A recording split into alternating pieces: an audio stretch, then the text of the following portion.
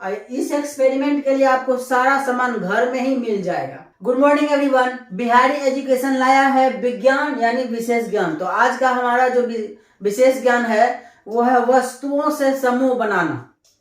हम बहुत सारे वस्तु को एक जगह रख के समूह बनाने के लिए अन्य अन्य पदार्थ की आवश्यकता होती है। बाद में हम उसे पृथक कर लेंगे यानी अलग अलग कर लेंगे, ठीक है ना।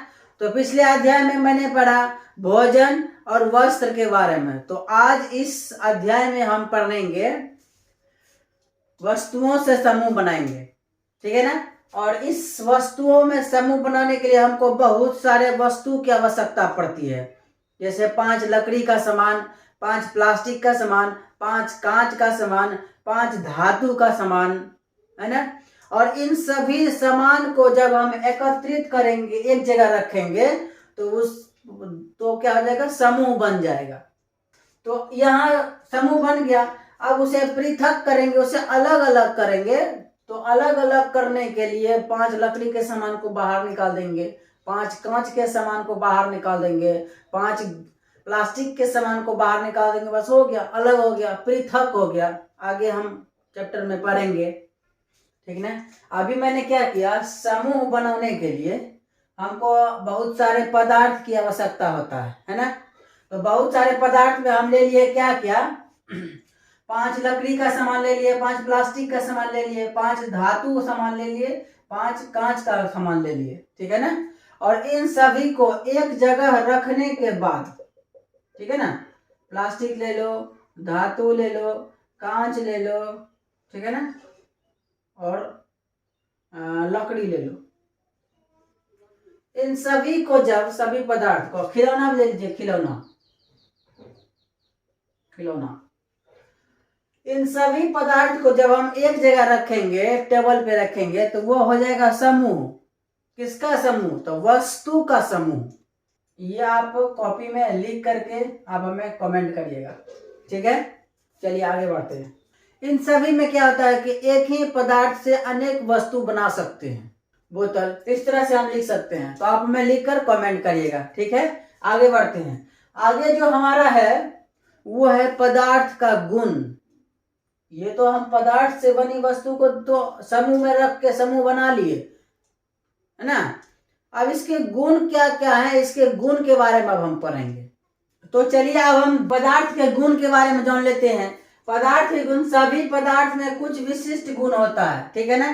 कुछ पदार्थ जो होते हैं अलग अलग गुण होते हैं, सभी में सबका अलग अलग गुण होगा। जंग किसी में लग जाएगा तो उसका चमक खो जाएगा, आगे हम पढ़ेंगे। तो उनके गुण के आधार पर ही हम अलग अलग वस्तु बनाने के उपयोग में लाते हैं।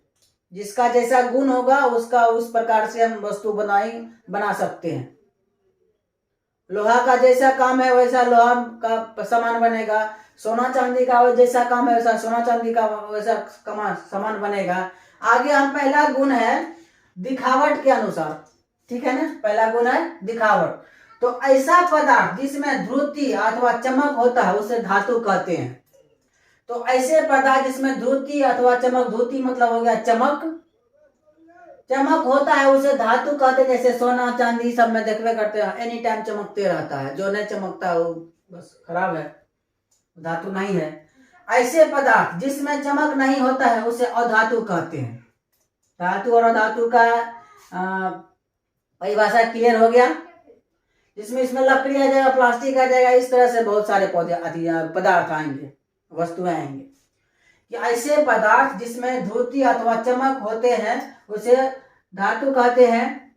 जैसे सोना चांदी, तांबा, एल्युमिनियम, पित्तल, कांसा, तांबा, है ना, ये सब आएगा इसमें। ये सब धातु हुए, उस सब में चमक रहता है ना। और ऐसे पदार्थ जिसमें चमक नहीं होती है उसे अधातु कहते हैं, ठीक है। जैसे लकड़ी, प्लास्टिक, ये सब में चमक नहीं रहता है। आगे है नमी तथा वायु के कारण धातु अपनी चमक खो देता है, ठीक है ना। नमी तथा, कभी देखे होंगे कि लोहा बाहर में है, वो जंग लग गया है, उसमें जंग लगने में क्या होता है कि जब वह पानी और हवा की अभिक्रिया होती है तो उसमें जंग लगना शुरू हो जाता है और वो जो है फिर अपना चमक खो देता है। फिर वो चमकेगा नहीं, चमकना उसका बंद हो जाएगा। यहाँ तक समझ गए। अब इसका दूसरा गुण हम पढ़ रहे हैं। दूसरा गुण है कठोर। ठीक है, कठोर और कोमल पदार्थ के दूसरा गुण। तो कठोर पदार्थ होता है ऐसा पदार्थ जिसे संपीड़ित करना, जिसे जमा करना कठिन हो, उसे कठोर पदार्थ कहते हैं। ठोस पदार्थ होगा, जैसे दबाया नहीं जाएगा वो ठोस पदार्थ होगा। ठीक है ना, वो कठोर पदार्थ में आ जाएगा। और ऐसे पदार्थ जिसे आसानी से संपीड़ित किया जाए, आसानी से पकड़ा जाए, आसानी से कोमल हो जाए। जैसे ये देखिए हमारे पास कपड़ा है, ये कोमल पदार्थ हुआ। ऐसे आसानी से इसको मोड़िया सुड़िया सकते हैं, ऐसे मोड़ सकते हैं इसको। लेकिन वही कठोर पदार्थ को ऐसे ऐसे मुड़ाएंगे तो मुड़ेगा नहीं, मुड़ाएगा। क्यों? क्योंकि ये कठोर पदार्थ हुआ और ये जो है तकिया सब हुआ, खिलौना हुआ, ये सब क्या है? नहीं, कोमल पदार्थ हुआ। ये समझ गए ना? चलिए, तो अब हम कठोर पदार्थ की परिभाषा लिख लेते हैं। तो ऐसे पद लिखे, ऐसे पदार्थ। तो अब हम कठोर और कोमल पदार्थ का अगर बात करें तो कोमल पदार्थ ऐसे पदार्थ जिसे संपीड़ित करना कठिन हो उसे। तो ये कठोर पदार्थ जो है ठोस पदार्थ होगा एक प्रकार से। ठोस पदार्थ के हम आगे पढ़ेंगे। अभी तो ये मैं 2 क्लास से लेकर के 6 क्लास तक का ये चल रहा है विज्ञान। और उदाहरण के लिए अगर बात करें तो यहाँ पे लकड़ी से बनी वस्तुएं और लोहा से बनी वस्तुएं, इन सब को हम एक जगह करके ऐसे मुट्ठी में नहीं मुड़िया सकते हैं। लकड़ी से बनी 5 वस्तु, लकड़ी से बनी वस्तु को जो हम ऐसे मोड़िया सोड़िया नहीं सकते हैं, तो उसे कठोर कहते हैं या कठोरता कहते हैं। वो कठोर पदार्थ होता है। ऐसे पदार्थ जिसे आसानी से संपीड़ित किया जाए उसे कोमलता कहते हैं, है ना। तो इसमें क्या होगा कि तकिया अगर हम लेंगे और रुई का कपड़ा लेंगे या कपड़ा लेंगे या रुई लेंगे, तो इसे हम बहुत सारे रुई को हम एक साथ जब उठा सकते हैं और उसे ऐसे कर सकते हैं। चलिए, तो अब हम पदार्थ का दूसरा गुण है विलय और अविलय के बारे में। ठीक है, विलय और अविलय। विलय पदार्थ है कि विलय है ऐसे पदार्थ जिसे जो पानी में आसानी से घुल जाए उसे विलय पदार्थ कहते हैं। ठीक है, ऐसे पदार्थ जो पानी में आसानी से घुल जाए उसे विलय पदार्थ कहते हैं। और अविलय पदार्थ ऐसे पदार्थ जो पानी में घुलाने के बाद भी नहीं घुले उसे अविलय कहते हैं। अविलय का मतलब हुआ जो नहीं घुलेगा। नहीं घुलने वाले पदार्थ को अविलय कहेंगे और जो आसानी से घुल जाए उसे विलय कहेंगे। कोई दिक्कत नहीं है। चलिए आगे बढ़ते हैं। आगे हम इसमें पढ़ने के लिए ये बहुत ही अच्छा टॉपिक है, इसे आप जान लीजिएगा। तो आगे एक्सपेरिमेंट जो मैं बताऊंगा उस एक्सपेरिमेंट में आप आसानी से कर पाओगे। तो हमें उम्मीद है आप ज्यादातर ध्यान से समझेंगे। ठीक है ना। तो अब हम बात करते हैं विलय पदार्थ की। ठीक है ना। तो इसके लिए हमें कुछ पदार्थ लेना है। ठीक है, जैसे चीनी, नमक, पानी, रेत, जैसे बालू, साधारण भाषा में बालू कहते हैं, और कुछ लोहा का टुकड़ा लेना है ना। 5 जो है कि कांच वाला वो लेना है। क्या कांच वाला गिलास देखे है ना, कांच वाला गिलास लेना है। या नहीं तो भोज खाने जाते हैं, पानी पीने के लिए जो गिलास देता है वो गिलास आप यूज कर सकते हैं। क्योंकि 5 गिलास तो आपको एक साथ होगा नहीं, अगर होगा भी तो और भी बहुत अच्छा हो जाएगा। तो भोज खाने वाला वो 5 गिलास ले लीजिएगा। पानी पीने वाला कितना? 5। ठीक है ना। आगे हम उसका एक्सपेरिमेंट बताएंगे अभी तुरंत। तो अब हम क्या करेंगे, विलय पदार्थ इनको लेने के लिए सबसे पहले विलय अविलय का परिभाषा लिख लेते हैं, है ना, याद करने के लिए। याद क्या, हम तो ज्यादातर अगर लिखने से ज्यादा अगर सुनने का प्रयास करेंगे तो आपको ज्यादा याद होगा। तो विलय पदार्थ कहेंगे ऐसे पदार्थ जो जल में आसानी से घुल जाए, विलय उसे विलय कहेंगे। ठीक है ना। जो जल में आसानी से घुल जाए उसे विलय कहेंगे, और जो जल में आसानी से नहीं घुले उसे अविलय कहेंगे। याद हो गया। चलिए, तो चलिए अब जान लेते हैं पदार्थ के गुण में विलय और अविलय को। ऐसे पदार्थ जो जल में पूरी तरह, ठीक है ना, मिल जाए उसे विलय कहते हैं। जैसे चीनी, नमक। चीनी नमक को अगर जल में डालेंगे तो उसमें मिल जाएगा, पता नहीं चलेगा चीनी नमक कहाँ पे रखा हुआ है, लेकिन वो क्या होगा कि आसानी से पूर्णतः घुल जाएगा, है ना। वो क्या होगा? विलय पदार्थ होगा। ऐसे पदार्थ जो जल में पूरी तरह से नहीं मिलता हो, ठीक है, जो जल में पूरी तरह से नहीं मिलेगा, वो साफ पे मिलवे नहीं करेगा। लोहा को जल में आप 2 दिन डुबा कर रखिए, कभी मिलेगा। लेकिन वही जल में थोड़ा सा चीनी डाल के आधा घंटा छोड़ दीजिए, पूरा मिल जाएगा, दिखेगा ही नहीं आपको, क्योंकि वो पूरी तरह से मिश्रित हो गया, मिल गया उसमें, है ना। जैसे लकड़ी, लोहा, रेत, ये सब को पानी में डालने के बाद ये सब क्या होगा, नहीं मिलेगा। तो अब हम कुछ एक्सपेरिमेंट करते हैं कि क्या ये सच में विलेय पदार्थ और अविलेय पदार्थ जल में नहीं घुलता है ना। तो इसके लिए हम क्या करेंगे, 5, वो मैंने अभी आपको बताया ना, क्या लेना है, भोज जब खन जाते हैं तो उसमें 5 ठो गिलास मिलता है। इस एक्सपेरिमेंट के लिए आपको सारा सामान घर में ही मिल जाएगा, है ना। तो ये एक्सपेरिमेंट आप लोग कर सकते हैं घर पर, है ना, विलेय और अविलेय को देखने के लिए, परीक्षण करने के लिए, है ना। तो क्या करना है, चीनी लेना है, नमक लेना है, चौक लेना है, रेत मतलब रेत या बालू लेना है, साधारण भाषा में उसको बालू बोलते हैं, और लोहा का टुकड़ा लेना है, ठीक है ना। और 5 गिलास लेना है, 1 गिलास यहाँ पे है, दूसरा गिलास हम बनाते हैं, और तीसरा गिलास हम बनाते हैं, चौथा गिलास हम बनाते हैं, और 5वां गिलास यहाँ पे बन गया। ठीक है, सब में पानी भर दीजिए, क्या भर दीजिए, पानी, ठीक है। अब पानी भरने के बाद क्या करिए कि पहला वाला में चीनी डाल दीजिए, दूसरा वाला में नमक डाल दीजिए, है ना, नमक डाल दीजिए, इसमें रेत या बालू भर दीजिए, यानी तो इसमें चौक भरिए, ठीक है, पहचानने में अच्छा होगा।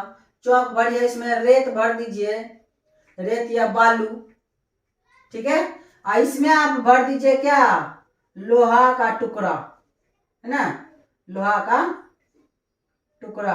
अब आप क्या देखेंगे, कुछ ही देर में हम जिसमें चीनी डाले थे, चीनी पूरी तरह से मिल जाएगा। डालते समय, डालने के 1-2 मिनट आपको दिखाई देगा, 1-2 मिनट का थोड़ा देर, 50-60 सेकेंड आपको इसमें दिखाई देगा कि हम इसमें चीनी डाले हैं, ठीक है। नमक भी 1-2 मिनट दिखाई देगा, ज्यादा नमक डालेंगे तब 1-2 मिनट दिखाई देगा, अगर थोड़ा सा डालेंगे तुरंत गल जाएगा, है ना।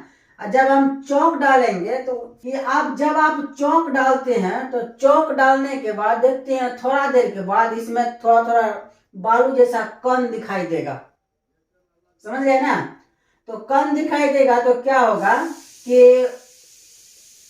ये जो कण है, इसमें जो घुलने वाला पदार्थ है वो घुल जाएगा, और बाकी जो नहीं घुलने वाला पदार्थ है वो ऊपर में आपको दिखाई देगा। चौक वाला में, रेत और बालू वाला में जैसे डाले तैसे रह जाएगा, जैसे का वैसे, ये गलवे नहीं करता है, ये नहीं गलेगा। और जब लोहा वाला में हम देखेंगे, इसमें लोहा का जो कांटी या नट डाले थे, जैसे का तैसे आप इसको 3 दिन छोड़ दो, 5 दिन छोड़ दो, ये नहीं गलने वाला है। तो इससे हमको पता चलेगा विलेय और अविलेय पदार्थ का, समझ गए। विलेय पदार्थ इसमें कौन कौन हो जाएगा भाई, हम जो चीनी डाले थे तो चीनी जो है कि जल में घुल गया, ये हो गया विलेय पदार्थ, हम यहाँ पे पढ़वे किए थे पहले, ये कौन सा पदार्थ हो गया, विलेय पदार्थ हो गया। अब भाई दूसरा गिलास में देखते हैं, दूसरा गिलास में जब नमक डाले थे तो उसमें आपको हो गया, ये भी विलेय पदार्थ हो गया, क्योंकि ये भी पूरी तरह से गल गया, तो चौक भी गल गया।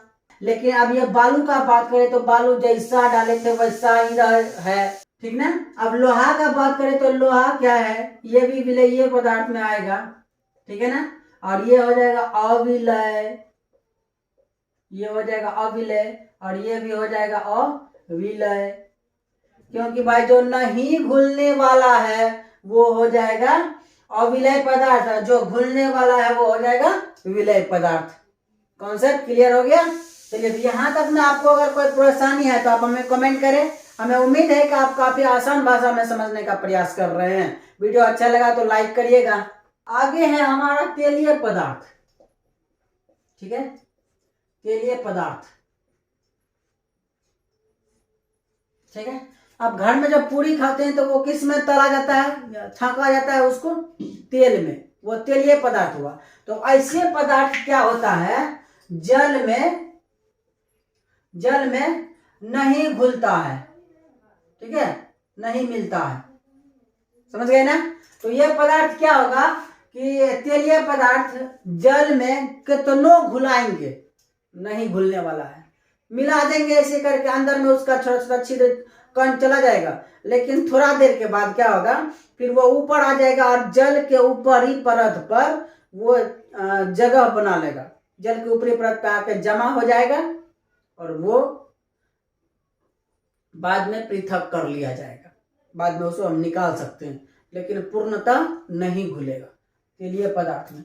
तेलीय पदार्थ में कौन सब आएगा? नारियल तेल, सरसों तेल, किरासन तेल, है ना, बहुत सारे तेलीय पदार्थ आएगा। तेलीय पदार्थ मतलब तो ये गया, ये जल में नहीं घुलेगा। कि ये जल में कोई भी ऐसे पदार्थ होते हैं जो जल में पूर्णतः मिश्रित हो जाता है, कोई होता है ऐसे जो जल में मिश्रित नहीं होता है ना। तो इसके लिए हम क्या करेंगे कि जैसे आप सिरका खाए हैं, अब हम इसको देख लेंगे कि ये जल में मिलता है कि नहीं, जल में आसानी से मिश्रित होता है कि नहीं है, ठीक है ना। सिरका जब आप चाउमीन खाए होंगे तो चाउमीन जब बनाता है तो चाउमीन वाला क्या करता है कि कम मात्रा में एक बोतल से निकाल के देता है सिरका, जो काला कलर का जब होता है। तो अब बात कर लेते हैं ये सिरका जो द्रव पदार्थ है, ये भी आसानी से जल में मिल जाता है, लेकिन इसका जो कलर होगा वही कलर उसमें हो जाएगा। आगे नींबू का रस, ये भी जल में आसानी से मिश्रण हो जाएगा, ठीक है ना, जल में आसानी से मिश्रण हो जाएगा। लेकिन अगर सरसों तेल, नारियल तेल और किरोसिन तेल की बात करें तो ये मिश्रित नहीं होगा, ठीक है। और इसका भी परीक्षण आप अपने घर में कर सकते हैं। एक्सपेरिमेंट के लिए एक कांच का गिलास लीजिएगा, ठीक है, एक कांच का गिलास लेना है और उस गिलास में आधा पानी भर देना है, ठीक है, और फिर उसमें आप डालिएगा थोड़ा सा सरसों तेल, ठीक है। सरसों तेल इसमें डाल करके एक चम्मच से मिला दीजिएगा, चम्मच से जो है उसमें क्या करिएगा, मिला दीजिएगा। मिलाने के बाद क्या होगा, ये इसमें जो है कि वो द्रव पदार्थ यानी तेल वाला पदार्थ का कण अंदर चला जाएगा। ऐसा लगेगा क्या, ऐसे देखिएगा तो लगेगा मिल गया है, लेकिन वो नहीं मिलेगा। ऐसा लगेगा कि मिल गया है और उसको आप क्या करिए, थोड़ा देर छोड़ दीजिए, यानी 2 मिनट छोड़ दीजिए। 2 मिनट छोड़ने के बाद देखिएगा कि जितना हमको लग रहा था जो पदार्थ उसमें मिल गया है, उसके ऊपरी सतह पर आपको दिखाई देने लगेगा तेलीय पदार्थ।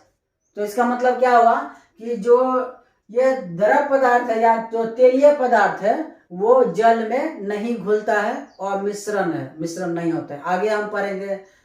तो हमें उम्मीद है कि आपको ये हमारा विषय अच्छा लगा तो वीडियो को लाइक करिएगा, अपने फ्रेंड के साथ शेयर करिएगा, ठीक है ना। तो मिलते हैं अगले चैप्टर में एक नए अध्याय के साथ, तब तक के लिए जय हिंद।